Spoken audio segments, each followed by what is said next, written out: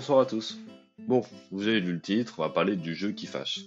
Enfin, le jeu et la console, hein. Enfin, fâche, plus ou moins, car la Nintendo Switch 2 a tout de même connu le lancement le plus massif au monde devant la PS5, et bien souvent, c'est avec cette Switch 2 que Mario Kart World est inclus.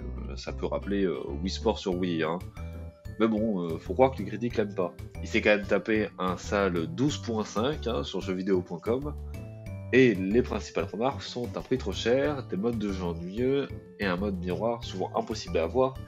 Mais dans cette vidéo, j'aimerais quand même comprendre pourquoi Mario Kart World déçoit tant, alors qu'à l'opposé, Mario Kart 8 a tant marqué l'industrie du jeu vidéo, et au passage, j'en profiterai pour donner un avis un peu plus personnel.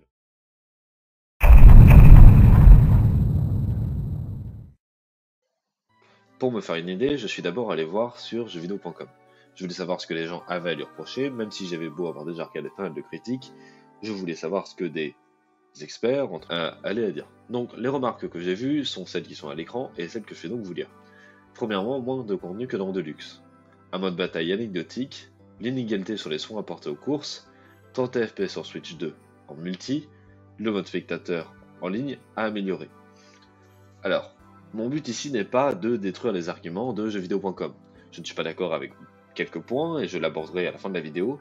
Mais là pour le moment, je vais surtout faire la comparaison avec Mario Kart 8, sorti sur Wii U et sur Switch première du nom, où on peut lire quelques soucis d'équilibrage dans le mode bataille, on ne peut pas choisir le nombre d'adversaires dans le mode bataille, et la carapace bleue est toujours aussi injuste.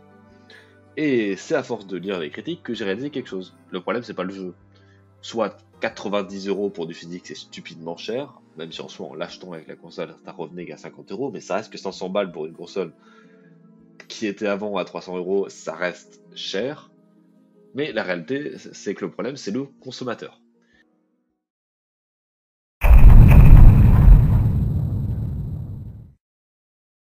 Je ne vais pas vous accuser, comme a pu le faire Ubisoft, en disant gna gna gna, vous avez des attentes trop hautes. Mais bon, un peu. Enfin, je reformule. Si l'on regarde les derniers jeux ayant fonctionné ces mois derniers, l'on retrouve la liste suivante. Clair Obscur, Doom The Dark Age et Elden Ring Nathrem. Même si ces noms vous sont familiers, j'aimerais que l'on se concentre sur Clair Obscur. Alors je ne vais pas vous faire l'affront de vous présenter le jeu, mais ce qui m'intéresse c'est ce qu'il a apporté à l'industrie du jeu vidéo. Car Clair Obscur a fait ce qui n'avait jamais été fait depuis une longue période, renouveler le genre du RPG.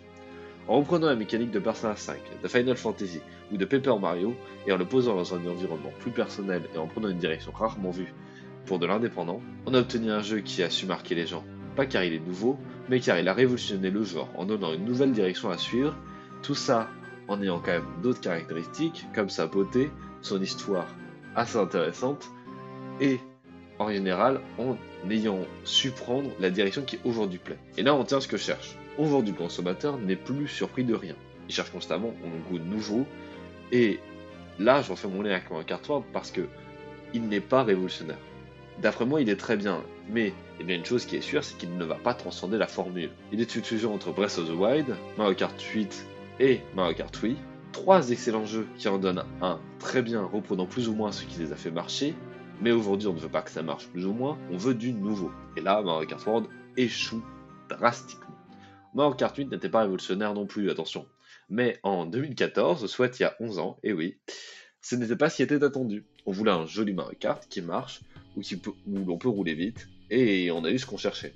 Alors peut-être que le problème, ce n'est pas le monde ouvert, que je trouve parfait pour flâner ou pour s'entraîner, ou le mode miroir infernal à avoir, mais simplement que Nintendo a fait du Nintendo, et peut-être que les gens sont fatigués. Fatigués de voir la même formule utilisée en boucle, comme avec Pokémon, et sont les épuisés de voir une méga corpo comme Big N ne rien changer avec le temps alors qu'ils auraient les moyens de le faire et de ne pas vraiment écouter les fans. Ça peut rappeler en soi Assassin's Creed, mais je pense pas qu'on soit sur le même mal ici. Assassin's Creed était devenu vide, trop usé, et avait juste une jolie couverture pleine de stickers pour faire beau, mais avait des entrailles limite inexistantes. Quand on joue à un Assassin's Creed, on s'ennuie parce qu'il y a trop de choses à faire et qu'on en devient perdu. A l'inverse, quand on joue à Mario Kart World, l'on n'est pas perdu, l'on ne s'ennuie pas, sauf certaines personnes dans le monde ouvert, mais au contraire on est habitué. On se dit ah Mario Kart de plus, et je pense que c'est là qu'on va chercher l'envie du consommateur de faire du nouveau, de faire du beau avec ce que l'on connaît déjà pour aller former le meilleur de ce qu'on cherche. Et les attentes aient augmenté avec les prix, ça peut se comprendre que les gens, en ne voyant que ça de nouveau, alors que c'est objectivement pas mal si on le compare aux autres Mario Kart, aient été déçus, s'attendant à une claque après tant de temps, et n'ayant pas eu ce qu'ils cherchaient. J'ai l'impression de revoir, et c'est peut-être en fait un mal qui touche Nintendo depuis quelques temps avec les réussites qui ont été les jeux de la Switch, mais c'est que j'ai eu l'impression d'avoir la même face de moi la même chose pour Tears of the Kingdom. Tears of the Kingdom est un excellent jeu et j'y joue encore aujourd'hui. Et avec son patch Nintendo Switch 2 que j'ai pu essayer, c'est sûr que le jeu devient très plaisant, même si bon, la différence graphique ne se voit pas nécessairement. Tears of the Kingdom, en fait, va vraiment pousser tout ce qu'a fait Breath of the Wild plus loin. Mais pour les personnes qui ont vraiment apprécié Breath of the Wild, qui ont joué des centaines et des centaines et des centaines et des centaines d'heures, on n'est pas choqué, on n'est pas marqué. On a cette claque au début quand on lance le jeu, mais c'est très vite qu'on se lasse du jeu, pas par mauvaise volonté, pas parce qu'on veut oublier le jeu, mais parce que le jeu ne nous rappelle pas vers lui, car, et je refais un lien avec Assassin's Creed, encore une fois, on a beaucoup de choses, trop de choses, au point de se perdre. Quand on jouait à Breath of the Wild, on regardait au loin, on voyait un sanctuaire, une tour, un relais, et on ne savait plus où aller. A l'inverse, quand on joue à Tears of the Kingdom, on voit 15 000 trucs, et on n'a pas envie de s'en occuper parce qu'on sait que ça va être la même chose fois 2000. Un peu le même syndrome qu'avec les Korogu. Pour faire court, Mario Kart 1 ne marche pas parce qu'il n'est pas nouveau. Il est intéressant, il est bien fait, il est travaillé, mais il n'est pas assez novateur pour marquer. Et en ne marquant pas, après toute cette attente et après un prix aussi important, et avec les quelques problèmes, quelques défauts qu'on peut lui trouver, vraiment, je pense que le consommateur aujourd'hui s'attendait à mieux, et même si je ne me sens pas concerné par ce que je dis là, je sais que j'ai des personnes autour de moi qui m'ont dit la même chose, et que peut-être que ça ne vaut pas le coup. Surtout payer 500 € pour un jeu qui au final n'est pas révolutionnaire, parce qu'il est quand même exclusif à Switch 2.